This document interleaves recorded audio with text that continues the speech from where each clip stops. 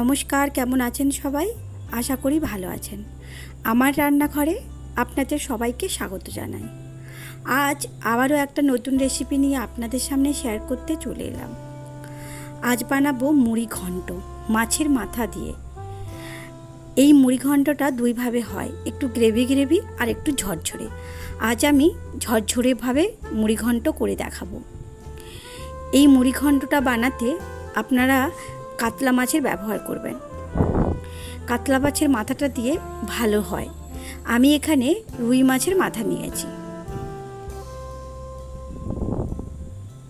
চলুন এবার তাহলে রেসিপিটা দেখে নিই। প্রথমে মুড়ি ঘন্টটা বানাতে আমি এখানে পরিমাণ মতো গোবিন্দভোগ চাল নিয়ে নিয়েছি। এটাকে অনেকে আতপ চালও বলে থাকে। এবার দেখুন ভালো করে ধুয়ে এবার 5 মিনিট মতো জলে ডুবিয়ে রেখে দেব, যাতে করে সেদ্ধ হতে টাইম না লাগে। যতক্ষণ এই চালটা ভিজছে ততক্ষণে আমি একটা মশলা বানিয়ে নিই। একটা তেজপাতা, 2 শুকনো লঙ্কা, 1 টিস্পুন মতো ধনে আর জিরে ভালো করে ড্রাই রোস্ট করে নেব।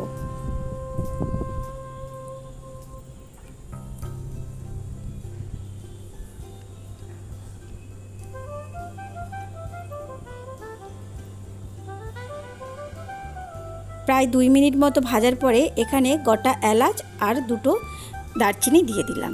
দিয়ে এটাকেও এইভাবে ড্রাই রোস্ট করে নিতে হবে। এরপরে ওই কড়াতে পরিমাণ মতো সরষের তেল দিয়ে দেব। তেলটা গরম হয়ে গেলে আলুগুলোকে ভেজে নেব।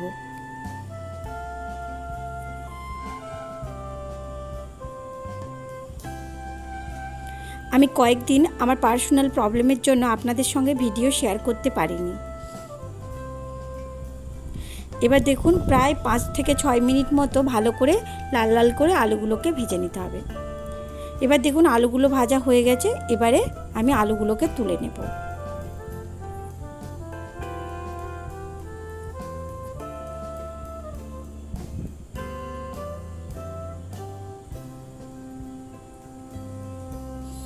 এরপরে ওই কড়াতে আর পরিমাণ মতো সরষের তেল দিয়ে মাছের মাথাটাকে ভেজে নেব।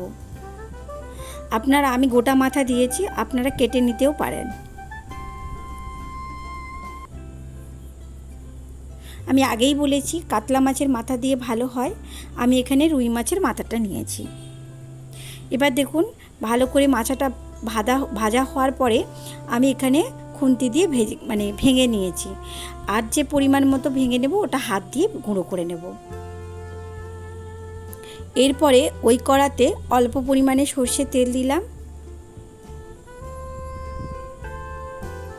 ওর ওপর দিয়ে দেব 1 চামচ মতো ঘি। এই রান্নাটা আপনারা সরষের তেল বা সাদা তেলেও করতে পারেন বা পুরো ঘিতেও করতে পারেন। আমি দুটোতেই করেছি। এরপরে ফোড়নে দিয়ে দিলাম গোটা শুকনো লঙ্কা আর 2 তেজপাতা আর 2 এলাচ দিয়ে ফোড়নটা গরম হয়ে গেলে এখানে 1 টিস্পুন মতো পেঁয়াজ বাটা আর আদা বাটা দিয়ে দিলাম। এইটা আপনারা স্কিপ করতে পারেন এবং দিতেও পারেন। এবার কাঁচা মশলার গন্ধটা চলে গেলে এরপরে এখানে দিয়ে দেব ওই ধুয়ে রাখা গোবিন্দভোগ চাল।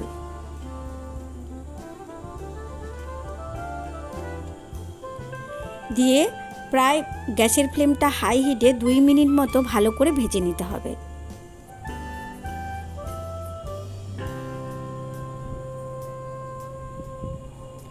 দেখবেন যখন চাল থেকে একদম ড্রাই হয়ে গেছে তখন গ্যাসের ফ্লেমটা লো করে 2 মিনিট আবারও 2 মিনিট ভেজে নিতে হবে। এরপর এখানে দিয়ে দিলাম পরিমাণ মতো লবণ। লবণটা আপনারা আপনাদের পরিমাণ মতোই দেবেন।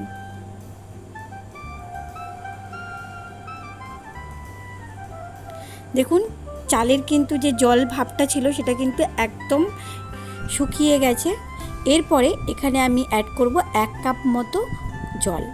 গরম জল দেবেন তাহলে ভালো হবে। আমি এখানে 1 কাপ মতো গরম জল দিয়েছি।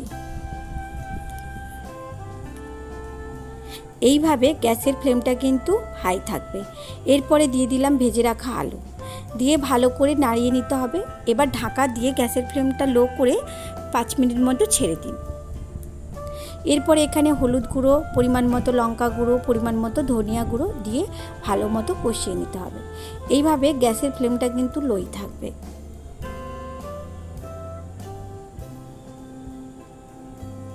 আমি 5 মিনিট মতো ঢাকা দিয়ে এটাকে এইভাবে রেখে দিয়েছিলাম।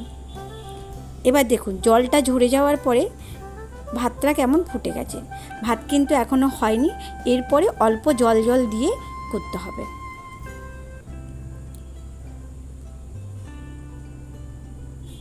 এরপরে এখানে আমি মাছের মাথাটা দিয়ে দিলাম। আমি আগেই বলেছি এই মুড়ি ঘন্টটা দুইভাবে হয়। মাঝখানে আমার এই তেজপাতাগুলো খুব ডিস্টার্ব করছিল, তাই তুলে ফেলে দিলাম। এই মুড়ি ঘন্টটা দুইভাবে হয়, একটা গ্রেভি টাইপের, একটা ঝরঝরে। আমি আজকে ঝরঝরেভাবেই করব। এরপরে যদি মনে হয় ড্রাই ড্রাই হয়ে যাচ্ছে, তাহলে অল্প হাতে জল দিয়ে ছড়া দিয়ে দিয়ে আপনারা এই তরকারিটা করে নেবেন। যেহেতু ঝরঝরে করব, যদি গ্রেভি করতে চান তাহলে কোনো সমস্যা নেই, বেশি করে জলের পরিমাণটা দিয়ে দেবেন। আমার এখানে মনে হলো একটু লবণ লাগবে, তাই এখানে অ্যাড করলাম লবণ। এরপরে এখানে পরিমাণ মতো চিনি দিয়ে দিলাম। অবশ্যই চিনি দিতে হবে, নাহলে টেস্টটা একদম লেস হয়ে যাবে। চিনি দিলে যে কোনো তরকারিতে কিন্তু স্বাদ বাড়ে।